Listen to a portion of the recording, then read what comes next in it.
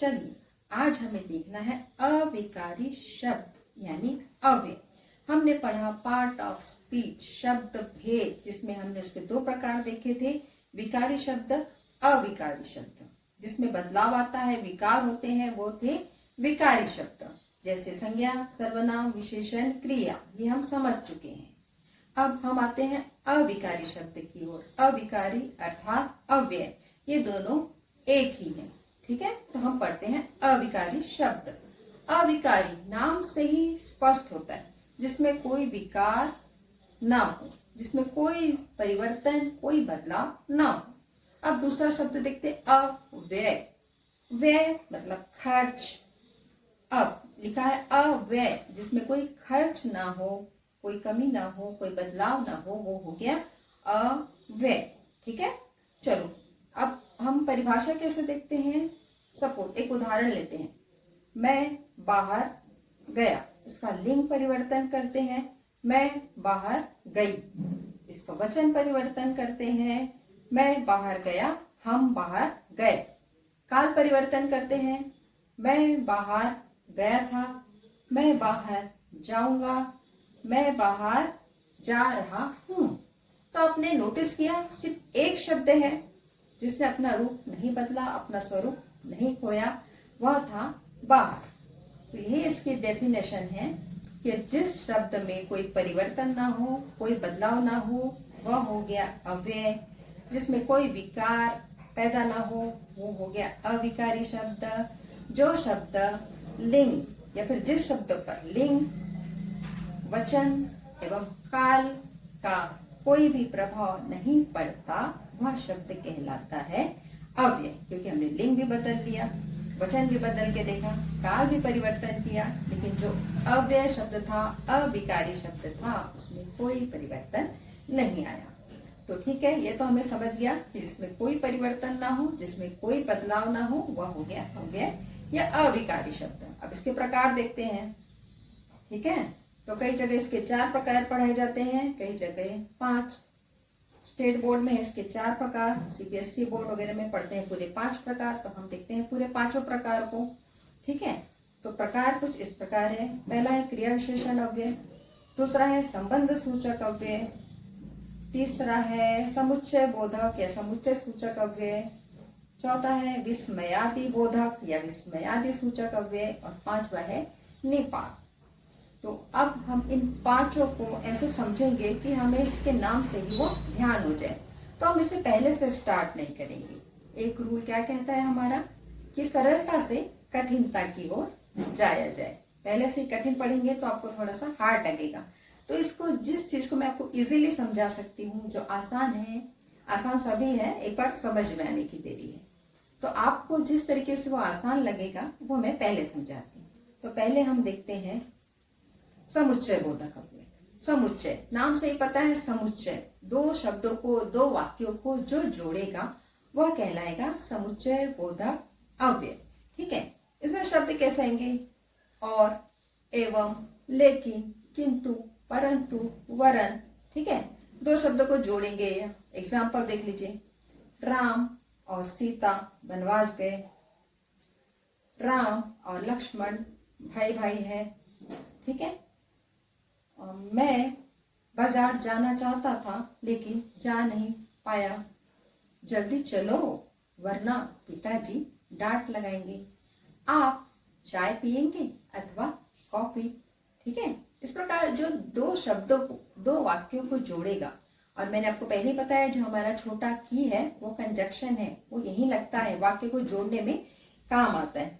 तो जो 2 वाक्यों को, 2 शब्दों को जोड़ेगा, ये हो गया समुच्चय। समुच्चय ये खुद ही आधे शब्द से जुड़ा हुआ है, तो हमको याद रखना है कि समुच्चय 2 शब्दों को, 2 वाक्यों को जो जोड़ेगा, वह यह कहलाएगा। ठीक है, अब सबसे हमारा चौथा प्रकार है विस्मयादि सूचक विस्मय बोधक अव्यय। एक्सक्लेमेटरी साइन जहां लगती है। ठीक है, छी, उफ, अरे, हे भगवान। तो इस प्रकार के जो शब्द जहां भी आते हैं, जो शब्द आप अचानक जब किसी चीज को देखते हैं, तो जो सडनली तो आपके जहन में जो वाक्य आ जाता है, जो शब्द आ जाता है ना, वो कहलाता है विस्मयादि सूचक अव्यय। अब जैसे मैं अचानक चली जा रही हूँ और अचानक मुझे दिखता है तो गड्ढा दिखा तो मैं कहूंगी छी कितना खराब रास्ता। ठीक है, अचानक मुझे कुछ सुंदर सी चीज दिख जाए तो मैं कहूंगी आहा, या कहूंगी वाह। ठीक है, या फिर अरे ओफ। ऐसे जब शब्द मैं ये लूंगी तब फिर वो हो जाएगा छी कितना खराब रास्ता, वाह कितनी सुंदर लड़की, अरे क्या चीज है। ठीक है, इस तरह जब आप शब्द जोड़ेंगे ना, वाह वाह क्या बात है।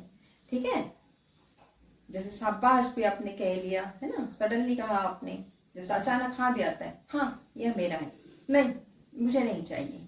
तो ये शब्द भी पहले आते हैं और उसके बाद जो साइन लगती है तो फिर ये हो गए विस्मय वाचक चिन्ह। तो समझ में आ गया, समुच्चय दो सेंटेंस को जोड़ेगा। विस्मयवाचक अचानक से जो थॉट हमारे दिमाग में मन में आएगा, वो शब्द जो तुरंत आएगा है ना, आश्चर्य प्रदान करेगा कुछ, वो हो गया विस्मयादि सूचक। अब जो थोड़े हार्ड से लगते हैं दोनों को हम साथ में पढ़ते हैं। एक है क्रिया विशेषण और एक है संबंध सूचक। तो क्रिया विशेषण क्या होगा? क्रिया विशेषण है जो शब्द कब, कहाँ, कैसे, कितना, इन 4 क्वेश्चन, सभी क्वेश्चन नहीं है याद रखिए, जो शब्द कब, कहाँ, कैसे, कितना, इन 4 बातों का जवाब देता है वह कहलाता है क्रिया विशेषण अव्यय। दूसरी विशेषता देखिए, जो शब्द क्रिया की विशेषता बताता है वह कहलाता है क्रिया विशेषण अव्यय। जैसे तुम, जैसे मैंने पूछा कब, कहाँ, कैसे, कितना, तो कब का आंसर क्या देगा? कब, तो कब का आंसर में आएगा आज, आजकल, अभी अभी, परसों। कहाँ, कहाँ का आंसर देगा ऊपर, नीचे, अंदर, बाहर, यहाँ, वहां। कैसे, कैसे कोई क्रिया को बताएगा, जल्दी जल्दी, तेजी से, धीरे धीरे, हौले हौले। कितना, कितना कोई परिमाण को बताएगा, क्वांटिटी को बताएगा, थोड़ा सा, अल्प, काफी, बहुत, ज्यादा। ठीक है, इस प्रकार ये हमारे कब, कहाँ, कैसे, कितना का जवाब देगा। दूसरी डेफिनेशन मैंने कही, क्रिया की विशेषता बताएगा। मैं पूछूंगी कैसे गाड़ी चलाता है तो आप कहेंगे बहुत तेजी से चलाता है। वो कैसे लिखता है? वो बहुत ही धीरे धीरे लिखता है ना। तो ये हमने उसकी क्रिया की विशेषता बताई कि वो कैसे उस क्रिया को करता है। ठीक है, क्रिया विशेषण भी समझ गया। अब इसके बाद बचता है संबंध सूचक। संबंध ये संज्ञा या सर्वनाम के साथ जुड़कर किसी अन्य शब्द के साथ हमारी उसकी विशेषता बताते हैं। जैसे संबंध कैसे बताएगा? जैसे मैंने कहा मेरे घर के पास बड़ा मंदिर है ना। सपोज मैंने बताया मेरे घर के पास क्या है, मंदिर है। ठीक है, मैं कहूंगी कि मेरे घर के नजदीक ही नदी बहती है ना। तो मैंने ऐसा संबंध बताया कि किसके पास, किसके नजदीक। अब कभी कभी क्या होता है कि यही वर्ड क्रिया विशेषण में भी आता है और यही शब्द जो आ जाता है क्रिया विशेषण और संबंध सूचक में भी आता है। तो अब आप कहेंगे हमको तो पता ही नहीं कि इसे पहचानना कैसे है। तो आप इसको पहचानोगे, एक बहुत आसान तरीका है, क्योंकि संबंध सूचक जो शब्द रहेगा ना, इसके आगे हमेशा के, का, की या फिर रे, रा, री ये शब्द होगा ही होगा। सपोज 2 वर्ड से एग्जाम्पल लेते हैं हम, 2 वाक्य से। एक हो गया, मैंने कहा बाहर गाड़ी खड़ी है। ठीक है, मैं कहूंगी पास ही नदी बहती है। ये हो गया हमारा क्रिया विशेषण में। लेकिन अब इसको मैं संबंध सूचक में बता रही हूं, तो मैं कहूंगी घर के पास ही गाड़ी खड़ी है। फिर मैं कहूंगी घर के नजदीक ही नदी बहती है। तो अब वो जो शब्द आए, अव्यय के जो शब्द आए, अब उसके आगे के, का, की लग गया है ना। ऐसे ही रे, रा, री भी लगता है। जैसे मैंने कहा यह मेरी या फिर यह तुम्हारी, हमारी, इसके थ्रू ये रे, रा, री आएगा। ऐसा नहीं कि अलग से हम रे या अलग से रा या अलग से री, अलग से के, का, की हो सकता है, अलग से रे, रा, री नहीं होगा। वो आएगा मेरी, तेरी, तुम्हारी, हमारी, इसके साथ। ठीक है, तो इस प्रकार जो शब्द आएगा वह कहलाएगा क्रिया विशेषण अव्यय और संबंध सूचक अव्यय। दोनों में अगर एक से शब्द आते हैं वाक्य में तो आपको पहचानने में गड़बड़ नहीं करना है। संबंधवाचक में हमेशा आगे के, का, की शब्द लिखा ही रहेगा, उससे आप पहचान जाना। जैसे कि मैंने कहा अभी राघव आगे बैठा है, तो आगे शब्द आया, कब, कहाँ, कैसे, कितना का जवाब दिया, तो राघव आगे बैठा है। यह हो गया क्रिया विशेषण अव्यय। अब इसे ही मैं कहूं, राघव रितेश के आगे बैठा है, राघव रितेश के सामने बैठा है, राघव रितेश के नजदीक बैठा है। तो इस शब्द में मैं के लगा रही हूँ, तो यहाँ मैं रिलेशन बता रही हूँ कि इसके आगे, है ना, उस संबंध बता रही हूँ दोनों के बीच, कि वहां तो वो सिर्फ आगे बैठा था, लेकिन इस जगह पर मैं बता रही हूँ कि वो उसके आगे बैठा है। तो ठीक है, तब ये हमारा आ जाएगा संबंध सूचक अव्यय। इस तरह से हमें पहचानना है, कंफ्यूज नहीं होना है। अब पांचवा प्रकार है हमारा निपात। तो निपात होता है ऐसे छोटे छोटे शब्द, है ना, जैसे ही, भी, तक, केवल, मात्र, इस तरह तरीके के जो शब्द होते हैं, जो वाक्य में जुड़कर उसको उस वाक्य में एक बल प्रदान करते हैं, है ना। जैसे मैंने कह दिया, पास ही मेरा घर है, वह अभी तक नहीं आया, मुझे केवल 700 रुपए दे दीजिए, है ना। तो इस तरह के जो शब्द है, छोटे छोटे शब्द है, वो उस वाक्य में जुड़कर उस वाक्य को और बल प्रदान करेंगे, तब वो कहलाएगा निपात। ठीक है, तो इस प्रकार हमने देखा कि अविकारी शब्द जिसमें कोई बदलाव नहीं, कोई परिवर्तन नहीं। दूसरी डेफिनेशन हमने देखी जिस पर लिंग, वचन और काल का कोई असर नहीं होता, वह था अविकारी शब्द।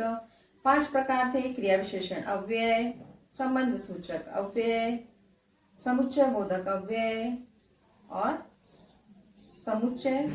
विस्मयवाचक अव्यय, और 5वां था निपात अव्यय। तो इस प्रकार हमें इसे याद रखना है, और हमेशा आसान से कठिनता की ओर जाएं, जटिलता की ओर जाएं, तो आपको वो आसानी से याद हो सके। तो एक एक बार आप देखेंगे इसके एग्जाम्पल, उससे ही आपको ये पता चल जाएगा। और व्याकरण कभी भी बिना एग्जाम्पल सॉल्व किए, बिना उदाहरण सॉल्व किए आप नहीं कर सकते। तो मैं आपको ना आज क्वेश्चन देती हूँ, चलिए इसे आप मेरे बॉक्स में इसमें डाल दीजिए, कमेंट बॉक्स में डाल दीजिए आंसर। अगर आपका सही है मैं आपको रिप्लाई करूंगी, गलत है मैं आपको रिप्लाई करूंगी। आपको मैं 5 वर्ड देती हूँ जिसमें आपको बताना है कि यह कौन सा अव्यय है। चलो, पहला शब्द वाक्य है, मैं बाहर चला गया। इसमें अव्यय पहचाना है और आपको बताना है कि यह कौन सा अव्यय है। दूसरा आपको बताना है, उफ ये क्या हो गया। इसमें भी आपको पहचानना है कि यह शब्द कौन सा है और यह कौन सा शब्द है। और तीसरा आपको पहचानना है कि घर के बाहर मंदिर है, घर के बाहर मंदिर है। इसमें भी आपको शब्द पहचानना है और बताना है कि यह कौन सा वर्ड है। कल ही मैं गुजरात जाकर आया, कल ही मैं गुजरात जाकर आया। इसमें भी आपको पहचानना है कि ये कौन सा अव्यय है। इस प्रकार आपको अव्यय पहचानने हैं और बताने हैं कि कौन सा अव्यय है और कौन सा शब्द है। आप मुझे कमेंट बॉक्स में बताइए, मैं आपको उसका रिप्लाई करूंगी। उम्मीद है आपको ये समझ आ गया होगा। ठीक है, मिलते हैं नेक्स्ट क्लास में।